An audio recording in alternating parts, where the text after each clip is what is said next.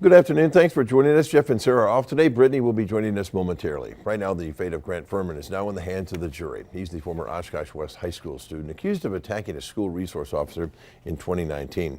Brittany Schmidt spent the day in court listening to closing argument. She has the details on what both sides had to say today.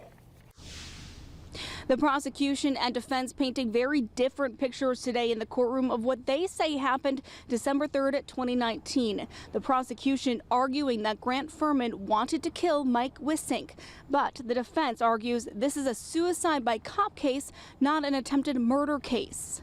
The prosecution spent 45 minutes this morning trying to convince the jurors beyond a reasonable doubt that Fuhrman wanted to kill Wissink to get his gun. They say Fuhrman knew Wissink would not just hand it over, so the only way to get the gun was to incapacitate Wissink. They showed videos of Fuhrman walking the halls before allegedly stabbing Wissink in his office. The prosecution says, quote, Grant was a shark circling his prey and attacked at the right moment. The defense argues if Fuhrman wanted to kill Wissink, he would not have used a barbecue fork. They also say Fuhrman was distraught over the ending of his relationship with his girlfriend, that she wasn't there when he needed her, so he wanted to die by suicide by cop. Both sides brought up Snapchat messages sent in the early morning hours. One of them says, "Today is the day." The prosecution says it shows intent, while the defense calls it a suicide note. These are significant because the defendant knows what he's going to do that day.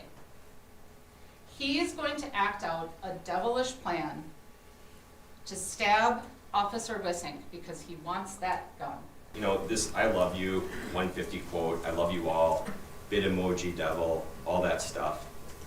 That's a 21st century suicide note. You know, we used to watch movies where people would write their suicide notes. Some people do, some people don't.